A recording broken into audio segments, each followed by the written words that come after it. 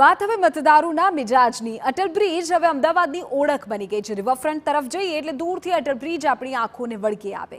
Atal bridge પર આખો દિવસ લોકોની અવરજવર રહેતી હોવાથી TV9ની ટીમ પણ અટલ બ્રિજ પર પહોંચી અને આ લોકસભાની ચૂંટણીમાં મતદારોનો મિજાજ શું છે તે જાણવાનો પ્રયાસ કર્યો। આપ જોઈ રહ્યા છો TV9 ગુજરાતી। હું છું હાર્દિક મોદી। ભાઈ, લોકસભાની ચૂંટણી આવી રહી છે એટલે મતદારોનો મિજાજ તો જાણવો જ પડે અને જાણવા માટે આજે અમારી TV9 ગુજરાતીની ટીમ આવી છે અમદાવાદના અટલ બ્રિજ પર। ખૂબ જ સુંદર, અનંતકાળ સુધી જાણે દેખાતો હોય એવો આ અટલ બ્રિજ છે અને અટલ બ્રિજ પર જે પ્રમાણે સહેલાણીઓ આપ જોઈ શકો છો, લાગે છે કે વાત કરવાની તો ખૂબ જ મજા આવશે। અનેક લોકો છે, તેમની સાથે આપણે વાત કરવાનો પ્રયાસ કરીએ કે ભાઈ લોકસભાની ચૂંટણી આવી રહી છે તો તે શું વિચારી રહ્યા છે તે આપણે વાત કરીએ। આપનું નામ? ભાવનાબેન। ભાવનાબેન, લોકસભાની ચૂંટણી આવે છે, ખબર છે આપને? હા। શું લાગે છે આ વખતે કેવો માહોલ? સરસ, હાઈ ક્લાસ ભાજપ। ભાજપ જ, બીજું કંઈ નહીં?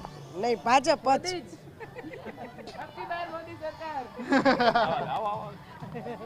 બોલો, અબકી બાર મોદી સરકાર વન્સ અગેન। કેમ એવું?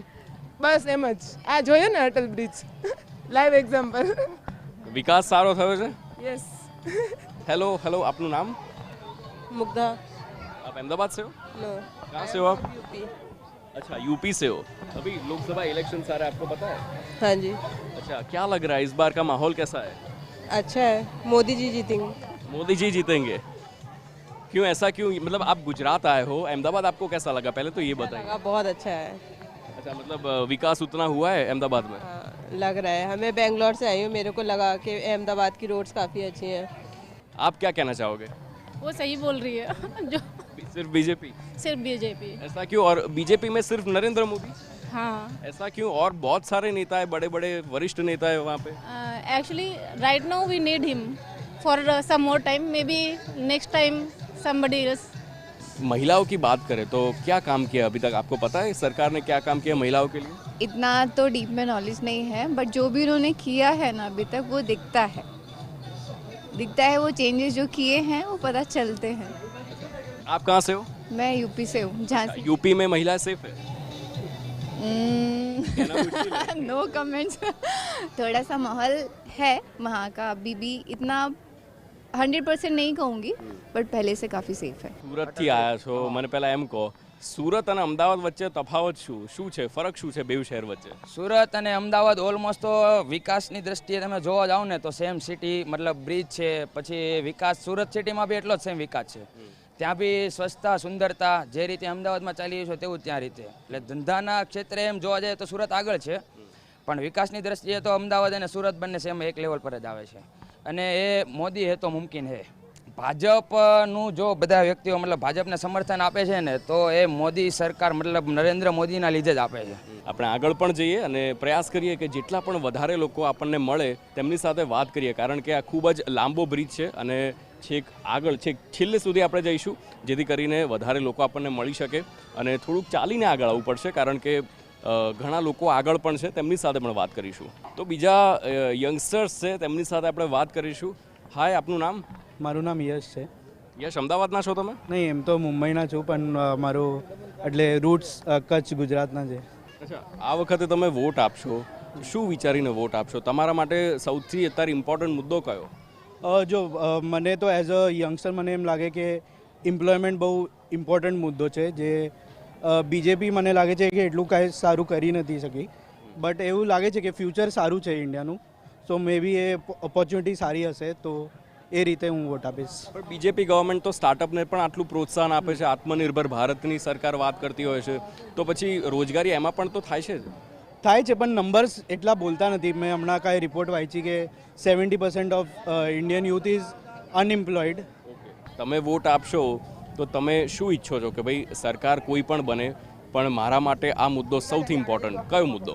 હું જોઉં કે લાઈક મોદીજી લાઈક અહીંયા ગુજરાતના એટલા ટાઈમ્સ જે સીએમ હતા અને હું કચ્છથી બિલોંગ કરું છું, તો મેં ભલે મારી એટલી એજ નથી, બટ મારા લાઈક પેરેન્ટ્સને જોયું છે કે એ લોકોને આપણે સાંભળીએ કે એ લોકોએ જે વસ્તુ છેલ્લા 11 વર્ષમાં કચ્છ માટે કરી છે, કે લાઈક ઇફ આપણે અમદાવાદની બી વાત કરીએ, જે લોકોએ અમદાવાદ માટે લાઈક આખા ગુજરાત કે ઇન્ડિયા માટે જે કર્યું છે એ થોડોક ક્યાંક ને ક્યાંક બીજા જે પાર્ટીઝ હોય એમાં ક્યાંક ને ક્યાંક લેક કરતી છે, એટલા માટે આજે બીજેપી લાઈક છેલ્લા 10 વર્ષથી સારું કામ કરી રહી છે. શું લાગે છે આ વખતે ફરીથી મોદી લહેર કે પછી કંઈ કરશે કેજરીવાલ?